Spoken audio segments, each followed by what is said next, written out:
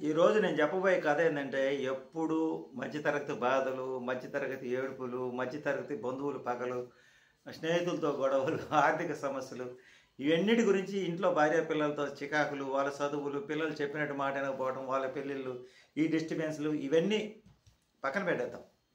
మధ్యతరగతి ఒక మధ్యతరగతి యువకుడు అంటే పెళ్ళైన తర్వాత 40 సంవత్సరాల దాకా యువకుడే అంటారు అనుకుంటా.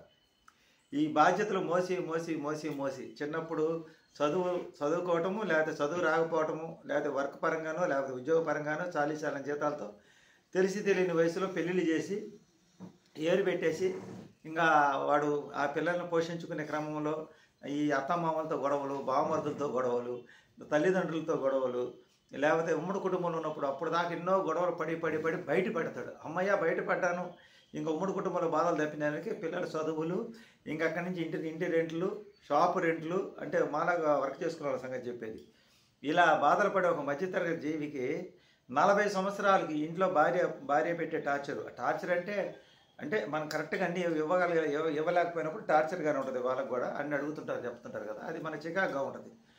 ఇలా బాధలు పడి వేదనలు పడిన ఒక మధ్యతరగతి వాడు అంటే ఎవడైనా కానీ మీ అందరికీ తెలుసో తెలియదు, అందరి జీవితాలు జరిగి ఉంటుంది. 40 సంవత్సరాలు రాని వాళ్ళకి, 40 సంవత్సరాలు వచ్చిన వాళ్ళకి ఇది బాగా తెలిసి ఉంటుంది. అబ్బా, ఒక తేనెటీగ కొట్టింది 40 సంవత్సరాలకి. ఆ తేనెటీగ ఏంటంటే పిల్లలు 10th క్లాస్ అయిపోయి ఇంటర్మీడియట్ డిగ్రీకి వచ్చేటప్పటికి ఏమైంది అంటే కొంచెం ఇంకా వాళ్ళ పనులు వాళ్ళు చేసుకున్నారు, వాళ్ళంతటా వాళ్ళ కాలేజీకి పోయి వస్తున్నారు. కొంచెం కొద్దిగా అప్పటిదాకా ప్రెజర్ పడి కొంచెం రిలీఫ్ కోరుకుంటుంది మనసు ఆ టైంలో. ఇది నిజం అండి, రిలీఫ్ కోరుకుంటుంది. అప్పటిదాకా ఇంట్లో భార్య ఎలా ఉంటుందంటే పొద్దుగూకులు భర్త ఇంటికి వచ్చేసరికి భార్య నీట్గా ఉండాలి, ప్రశాంతంగా ఉండాలి, కాసేపు కూర్చొని మాట్లాడాలని అనుకుంటాడు. కానీ ఆమె ఈ పిల్లలతో అలిసిపోయి ఆ ఇంట్లో ఈ చిక్కులతో మనం ఏది అడిగినా, ఒక టీ అడిగినా కానీ, ఒక గ్లాస్ మంచిలు అడిగినా ఆడబెట్టి తీసుకో, పెట్టిస్తా లాగు అని చెప్పి పరాకులుగా మధ్యతరగతి కుటుంబాలు ఎక్కువ జరుగుతుంటాయి. ఇవన్నీ వీటికి అలిసిపోయి ప్రేమ ఆప్యాయత అనేది వీడికి దొరకదు. పెళ్లికి ముందు దొరికిన ప్రేమ, పెళ్లికి ముందు దొరికినట్టు అభిమానం, అప్పుడు మనం చదువుకునే రోజులు ఎలా ఉండేది అలా ఉండేది అనేది ఆ కోరికలు మళ్ళీ వాడికి 40 సంవత్సరాలు పడతాయి. ఈ టైంలో వాడికి అనుకోకుండా ఎవరో ఒకరు తగులుతారు. తగిలినప్పుడు ప్రేమగా మాట్లాడతారు. ఎందుకు వాళ్ళు ప్రేమగా మాట్లాడి వీడికి ఏమైందంటే ఒక్కసారిగా ఏదో రిలీఫ్ అనిపిస్తుంది మైండ్కి. అబ్బా ఎంత బాగుంది, ఇదే కదా మనం కోరుకుందని వీడు ఒక 20 సంవత్సరాలు 15 సంవత్సరాలు వెనక్కి వెళ్తాడు.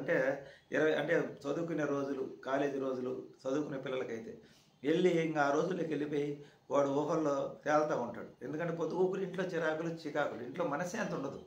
ఇంటికి వచ్చిన కాంచి ఆ సరుకులు లేవు, ఈ సరుకులు లేవు, పొద్దున్నే పోయి నీళ్ళు తీసుకురాపో, ఆ ట్యాబ్లెట్ దా, అక్కడ పోయి అద్దా, ఇక్కడ పోయి పాల ప్యాకెట్ తేపో, అక్కడ పోయి పెరుగు తేపో, ఈ ఖర్చులు డబ్బులు లేవు, ఆ కరెంటు బిల్లు కట్టాలి, ఇంటి రెంట్ కట్టాలి, ఇవే కదా పొద్దుగూకులు వినేది.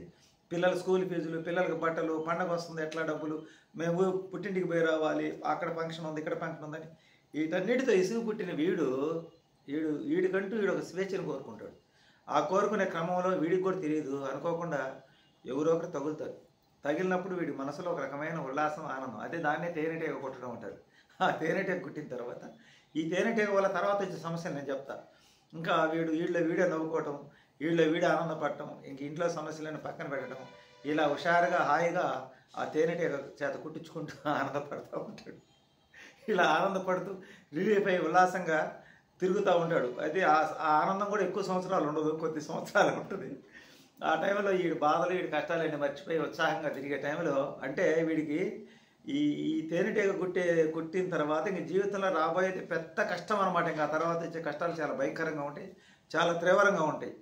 ఈ తేనెటీగ చేత బయట కుట్టించుకుంటూ వీడు ఆనందంగా ఉల్లాసంగా ఉంటుంటే వీడికి కొత్తగా వచ్చిన ఆనందం ఏంది, ఉల్లాసం ఏందని ఇంకా మిగతా వాళ్ళందరూ ఎంక్వైరీ చేయడం మొదలు పెడతారు. వీడెప్పుడు బాధల్లో కష్టాలు మునిగిపోయాడే, ఈ మధ్య అన్ని మర్చిపోయి వీడేందో సాంగ్స్ పాడుకుంటూ తిరుగుతూ ఉన్నాడు, గాల్లో తేలినట్టుంది, వల్లు తూలినట్టుంది అని ఇరుగు పొరుగు వారు కానీ, అక్కడ బజార్లో వాళ్ళు పనిచేసే కాడ కానీ వీటి మీద నిఘా పెట్టడం జరిగింది.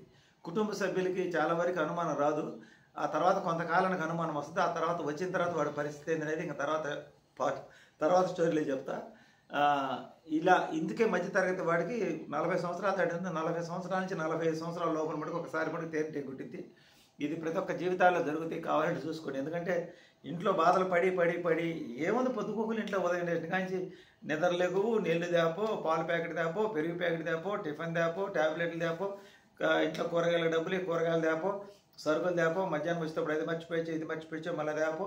ఇదే గొడవలు, ఇదే యాతన, ఇదే మళ్ళీ ఇంటి కట్టాలి, కరెంటు బిల్లు కట్టాలి, గ్యాస్ బిల్లు, డిష్ బిల్లు, పిల్లకాయల ఫీజులు, వీటితో నలిగి సతమతమయ్యే ప్రతి ఒక్కడు ఒక్కసారి బయటపడాలనుకుంటాడు.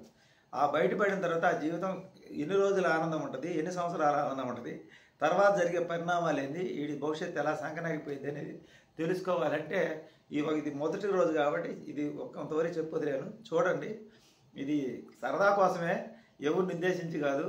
పైగా నా స్టోరీ అనుకుంటారు, నాది కూడా కాదు, ఎవరి సంగతి అని చెబుతున్నా.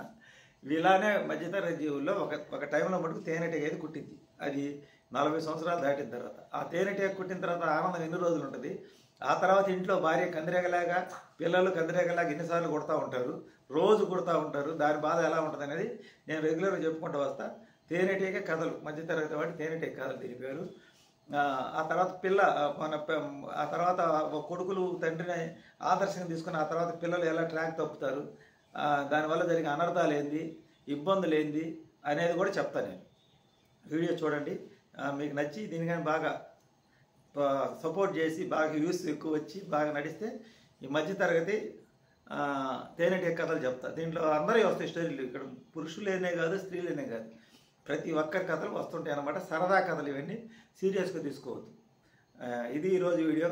బాయ్.